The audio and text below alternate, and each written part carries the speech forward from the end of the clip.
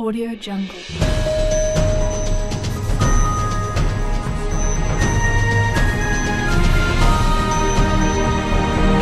Audio Jungle.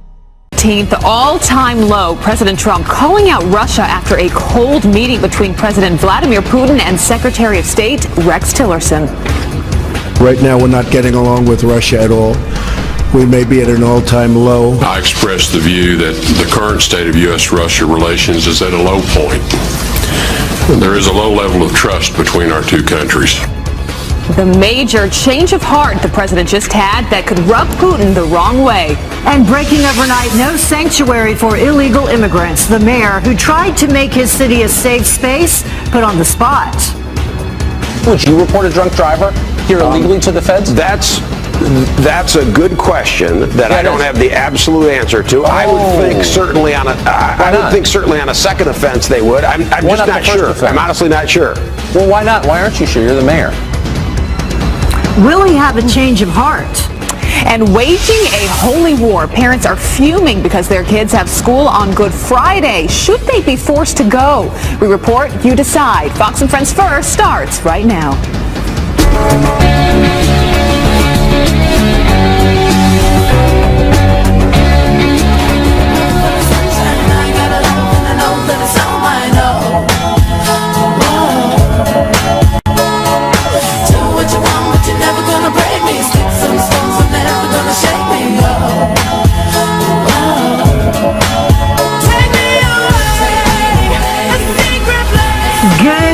To you, you're watching Fox and Friends First on this Thursday morning, a live shot from the streets of New York City for you right there. Thank you so much for joining us. I'm Heather Childers. Good morning. I'm Abby Husband. Thanks for starting your Thursday with us. And this is where we begin. President Trump taking a sharper tone on Russia's role in Syria, warning that relations with the U.S. is at an all-time low. Secretary of State Rex Tillerson leaving Moscow overnight after a surprise face-to-face meeting with Vladimir Putin. Griff Jenkins is live for us in D.C. with brand new details on the tense conversation. Griff, good morning. Good morning, Griff. Heather and Abby, good morning. At a joint news conference with NATO Secretary General, President Trump assailed U.S.-Russian relations, saying we are at an all-time low. Right now, we're not getting along with Russia at all. We may be at an all-time low in terms of relationship with Russia. This is built for a long period of time, but we're going to see what happens. I would love to be able to get along with everybody. Right now, the world is a mess, but I think by the time we finish, I think it's going to be a lot better place to live in. The comments are a stark departure from his campaign rhetoric about establishing better ties with Moscow. This comes in the wake of Syria's chemical weapons attack, and the president saying it's, quote, possible but unlikely that Russia had prior knowledge of the attack. I think it's certainly possible. I think it's probably unlikely. And I know they're doing investigations into that right now. I would like to think that they didn't know, but certainly they could have. They were there, so we'll find out. And earlier in the day, as top diplomat, Secretary of State Rex Tillerson met with President Putin in Moscow, striking a similar tone. I expressed the view that the current state of U.S.-Russia relations is at a low point. There is a low level of trust between our two countries. The world's two foremost nuclear powers cannot have this kind of relationship. It was the first meeting between Putin and any member of the Trump administration and comes as tensions were already strained over claims of Russia's meddling in last year's election. Tillerson also reiterating the administration's call for regime change, saying that the reign of the Assad family is coming to an end there, putting pressure on the relationship as Putin is among Syria's strongest allies. So it's fair to say that from all this we have learned that relations with Russia are headed, if not already, into a deep freeze. Guys? All right, Griff Jenkins live for us. Thank you, Griff. Thank you, Griff. Well, meantime, Secretary of State Rex Tillerson meeting with Vladimir Putin, but leaving without even a single snapshot to show for it. Fox News contributor Charles Krauthammer says the iciness is a welcome change from the past 8 years. Unlike John Kerry, who would go around like a puppy dog, pretending everything was okay and the Russians were listening and they were going to act right, and he was going to provide an off-ramp for Ukraine so they could withdraw by saving face and all this idiocy. What we had was a stone-faced Tillerson who was grave and glum and said everything that was wrong, which is exactly the kind of realism you want. The message is simple. The message is to the Russians, the 8 years of the free lunch is over. You're not going to walk all over the West. You're not going to walk all over anywhere you want. You're going to meet resistance. The first strike was in Syria. In general, we are ready to resist you. And that encourages all our allies all over the world. And now to a Fox News alert. North Korea is intensifying tensions, teasing a big and important event planned for today. Dictator Kim Jong-un vowing to flex his nuclear muscles, vowing to set off another bomb on Saturday, celebrating the country's biggest holiday, Day of the Sun. This as a U.S. Navy warship inches closer to the communist country. As South Korean media reports, Pyongyang is being partially evacuated. China now warning North Korea to stand down or face U.S. military action. The stronger tone coming after recent talks with President Trump. Well, the cartel member suspected of murdering a border agent, exposing Operation Fast and Furious, is finally under arrest. The man caught in Mexico is accused of shooting Agent Brian Terry on the U.S. southern border 6 years ago. His family relieved to have some closure. You know, I'll pray to God all the time that it's going to happen.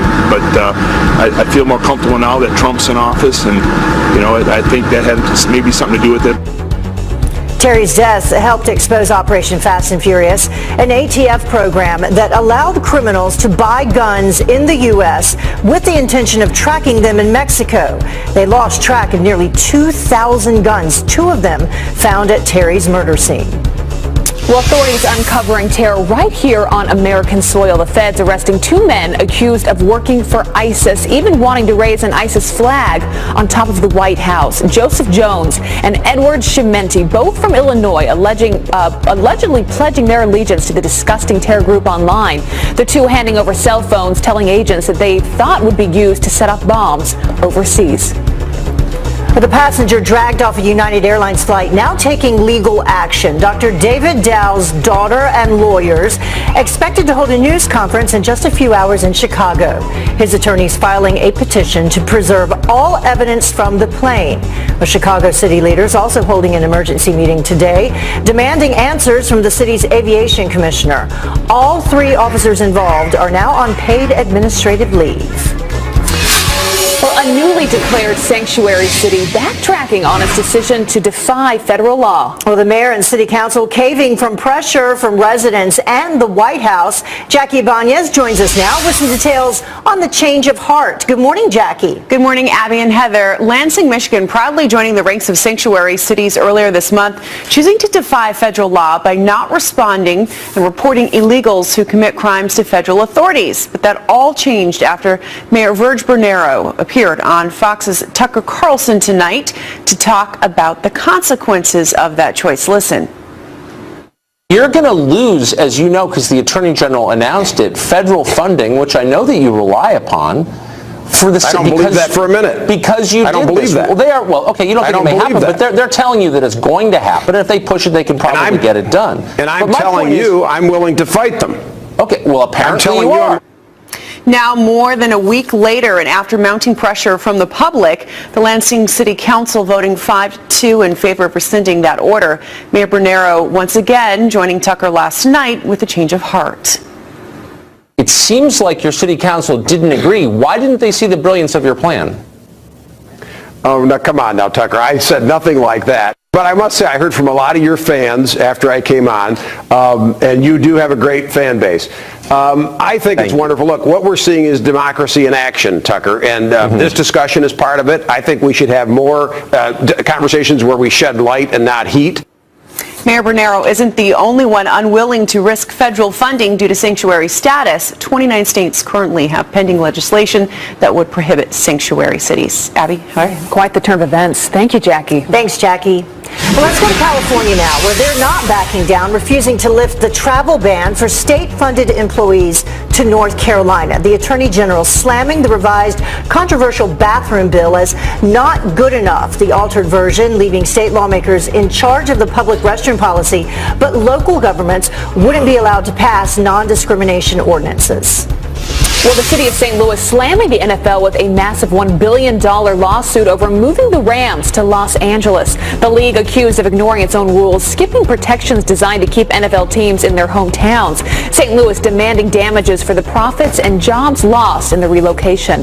The move to LA sparking plenty of controversy with fans burning jerseys in protest. The NFL slamming the lawsuit as bogus. Well, the time now is 8 minutes after the top of the hour. Panic on the platform. The terrifying moment that a child slips through the gap between the train and the tracks. And the urgent warning now for parents everywhere. And a college professor calls for President Trump to be hanged in an unhinged diatribe, but managed to still keep his job. The brand new investigation that is now underway. And no shirts, no problem. The brand new Victoria's Secret ad. Have you seen this? Well, everyone is feeling ready for the summer season because of it. Ooh, hot, hot, hot. I need hot stuff. I want some hot stuff. I need hot stuff.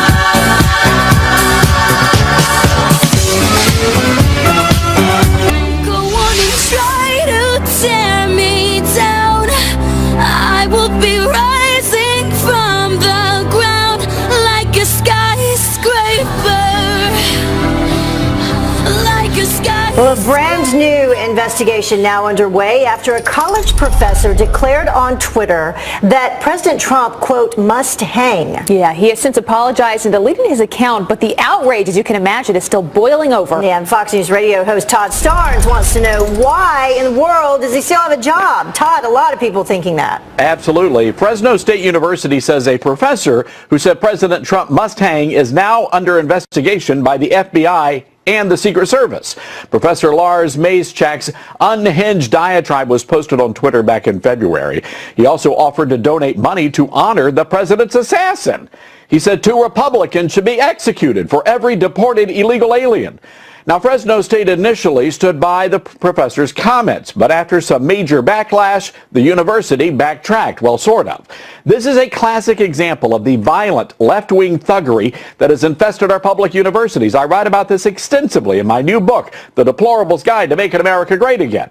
Professor Mazychak, meanwhile, is attacking the conservative media, says he's a victim of a right-wing smear campaign, and says his tweets were taken out of context. But there's really not much wiggle room when you say you want to string up the duly elected president of the United States. That's not free speech, that's hate speech. The university says they launched their own investigation, but the only issue that needs to be investigated is why this man still has a job. I say either fire the professor or defund Fresno State University. Back to you. All right, Todd Starnes, good to see you this morning. Thanks. So, of course, we want to keep talking about this. Should the school take action, or is this a matter of free speech? Log on to the Fox and Friends First Facebook page right after the show to weigh in with the hashtag Keep Talking. We want to hear what you think. Todd, always with so much energy, and I bet he has something to say about this as well. The EPA hit with a bombshell lawsuit accusing employees of secretly working to undermine President Trump. Judicial Watch filing the suit following a Politico article claiming that staffers are using the encrypted messaging app known as Signal as a way to avoid government oversight.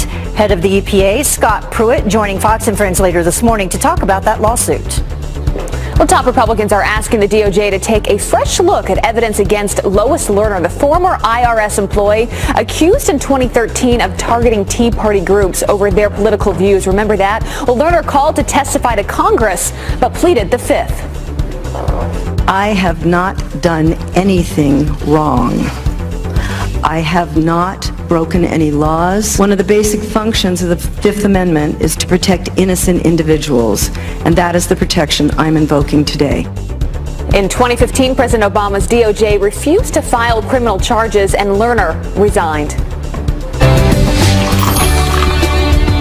Well, now it is time to brew on this, and a school district is under fire for keeping their doors open on one of the holiest days of the Christian calendar. Complaints are pouring into Pasco County schools in Florida for their decision to hold classes on Good Friday. One parent writing this: "How dare you undermine the Christian religion and the observance of strictest of Christian holy days."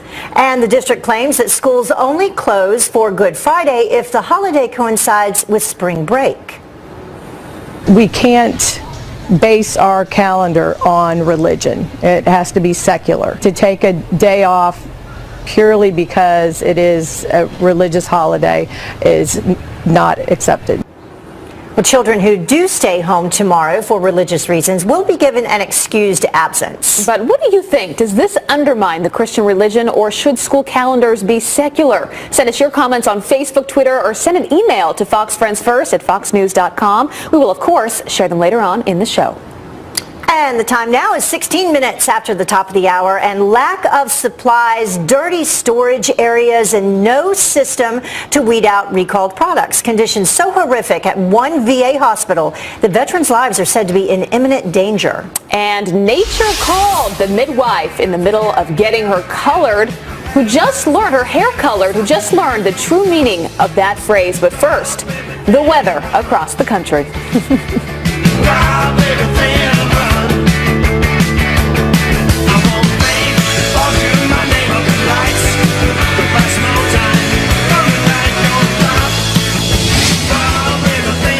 Switch, your garbage disposal just might shoot out metal. That's right. Lauren Simonetti from our sister network, Fox Business, here with a new recall to tell us about. Lauren? Good morning. 146,000 garbage disposals recalled for metal pieces that can break off and come flying out. This has happened 22 times. Fortunately, no injuries. The brands include KitchenAid, Frigidaire, and Kenmore, and they were all imported by Anaheim Manufacturing. Now, if you are affected here, contact the manufacturer. You can get a free replacement. Well, United's apology tour for the passenger dragged off the plane earlier this week, it continues. The airline now giving all 70 passengers on that flight their money back. Also, United says it will no longer have police remove passengers from full flights. Amazon out with a new way for parents to track what your kids are doing online. It's called Parent Dashboard, and the service is free. It gives mom and dad a daily report on the videos their kids are watching, the books they're reading, and the apps they're playing on Amazon's Kids app, which is called Free Time. And check this out. A robot. It looks like a really big white food cart on wheels. It's delivering food to customers in San Francisco. The company behind this is called Marble, and it's teamed up with Yelp to use the bots to deliver food. They're actually accompanied by a human being for now. But when they show up, the customer has to type in a code, take out their own food, and then you have to decide whether you're going to give the robot a tip. Back to you. Yeah, I say no to that one. Well, they can walk or they can talk, but apparently babies are racially biased. A new study shows infants as young as 6 months old favor members of their own race. Researchers finding babies associate happy music with people who look like them and sad music for members of another race. Well, this challenges the popular belief that race-based bias begins during the preschool years. Here's a question for you. Could a puppy be as healthy for your baby as vitamins? Well, some researchers apparently think so. This is your folic acid, and this is your prenatal vitamin. You serious about this? I can't do it. I got it. It's going. I can't swallow it. Well, a study from the University of Alberta found babies are healthier when they grow up around dogs, even while the mother is pregnant. The study shows that babies with pets in the house have much healthier stomach bacteria than those who don't. I think all people are healthier with a dog around. So now you know. Well, speaking of babies, I love the story. A midwife thought that she would have a relaxing day at the salon, but one baby had some other plans. Yeah, the woman in Kentucky is taking her job very seriously, cutting her hair appointments short, no time to even take the foil out of her hair, rushing to the hospital to help the expectant mother deliver her baby. And then, of course, she posted this priceless picture that is now going viral online with the caption, "First time for everything, I was at the salon and nature called." The midwife even making it back to the salon in under 20 minutes, which is a good thing because her hair probably would have got to get the hair burned. fixed. Yeah. I love that story. So great. Well, the time is now 24 after the hour, and Democrats pushing conspiracy theories about President Trump and Vladimir Putin now at a dead end. The Trump as Putin puppet storyline is officially dead. Could come back, but it would take something really remarkable. President Trump's change of heart that could rub the Russian president the wrong way. And Happy Meal Run, the 8-year-old boy who needed a burger so badly, he took matters into his own hands. Can't wait for that one. But first, on this day in 1970, the Apollo 13 oxygen tank exploded. And then in 1997, Tiger Woods, you remember this? He won his first Masters tournament. How times have But that's changed. not Tiger right there. No.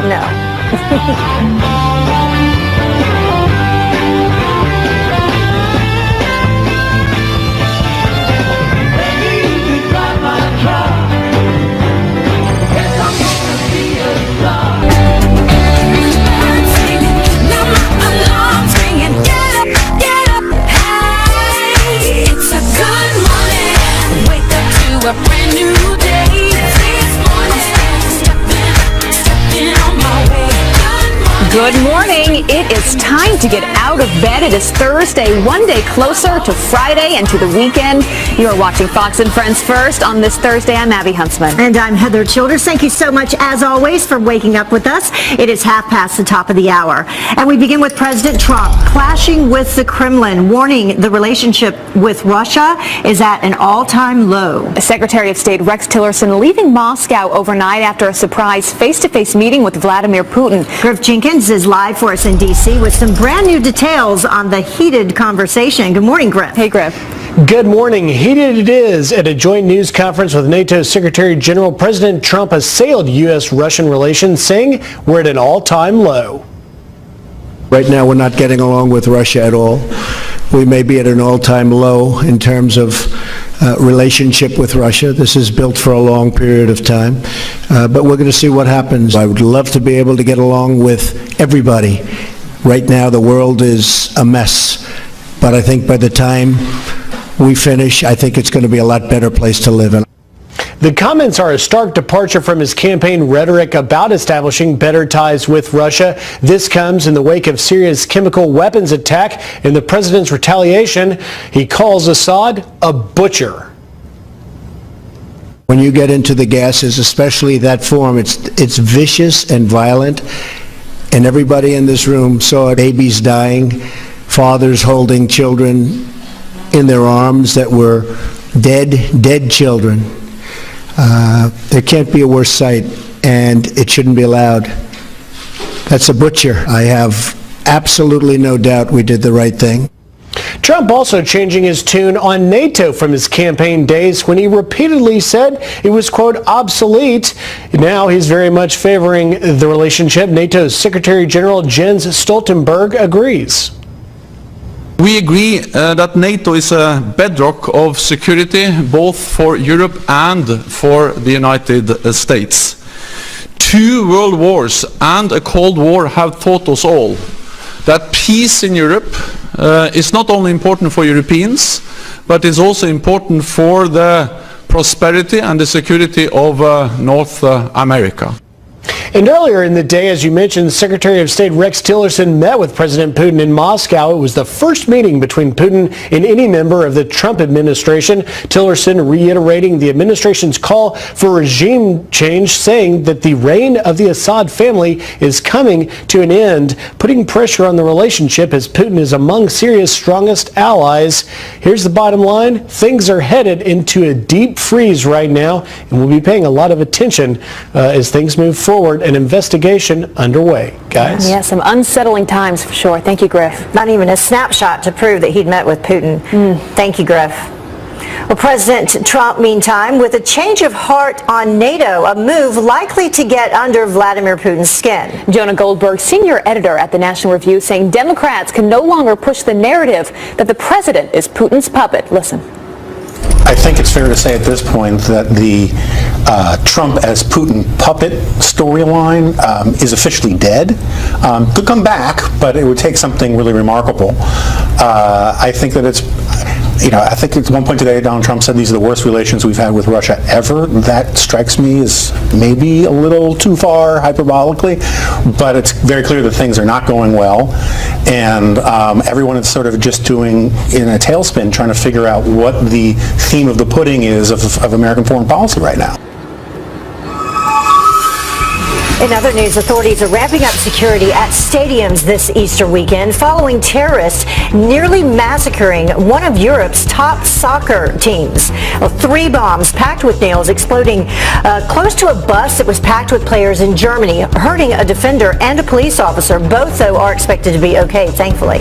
Authorities now saying that letters linked to the disgusting attack, revealing that it was carried out in the name of Islam, and include a kill list targeting sports stars. One suspect, police say, is an extremist from Iraq, was arrested. Well, the 2 women accused of killing the brother of North Korean dictator Kim Jong-un appearing in a Malaysian court overnight. The 2 wearing bulletproof vests, fearing an ambush. The pair facing the death penalty for allegedly poisoning Kim Jong-nam at a Kuala Lumpur airport earlier this year. While they claim that it was just a prank, the U.S. believes it was orchestrated by his brother, Kim Jong-un.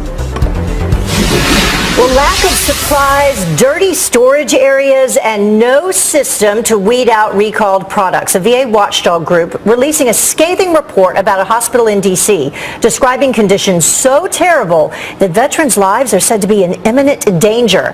Annie Yu from WTTG is live for us from Washington, D.C. with the details of this horrific report. Good morning, Annie. Hey, good morning to you, Abby and Heather. That's right.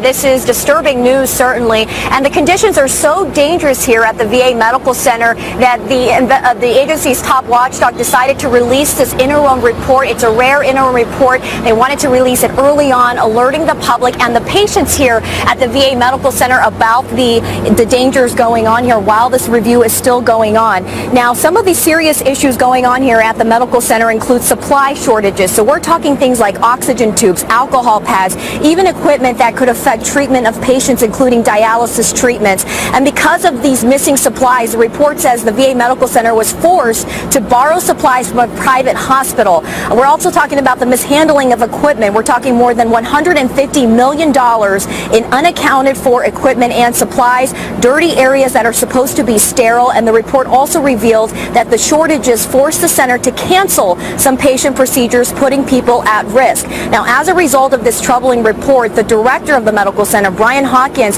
he has been relieved from his position, and retired Army Colonel Lawrence Connell has been named the acting medical center director. The Office of Inspector General says clearly patients were impacted by this, and the full investigation will actually determine the specific risks to individual patients. But the Office of IG, says that this investigation was launched on March 21st after the office received an anonymous tip. But again, the investigation is ongoing. That's the very latest. Back to you, Heather and Abby. Yeah. It makes you wonder, at what point is this going to stop with our veterans if they're going to be treated the way they should be? Annie, you live for us in D.C. Annie, thank you.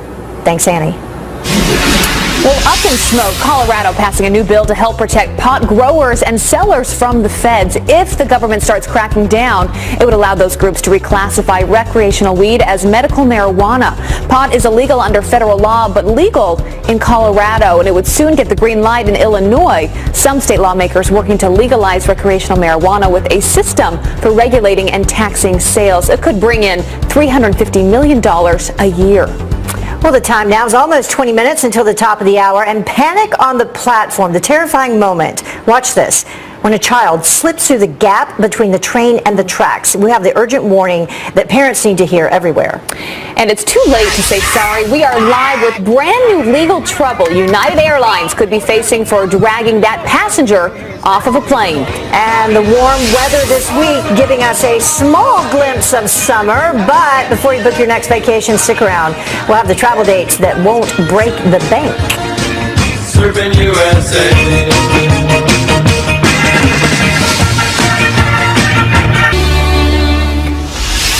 Welcome back to Fox friends first. A passenger dragged off this United Airlines flight. You've probably seen this video by now. Well, that passenger is taking some legal action. Yeah, Dr. David Dow's daughter and lawyers expected to address the horrifying video in just a few hours. WFLD's Anita Padilla joins us live in Chicago outside where that press conference will happen a little later today. Good morning.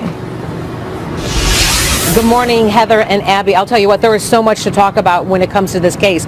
Today, the lawyer representing Dr. David Dow will be joined by Dr. David Dow's family.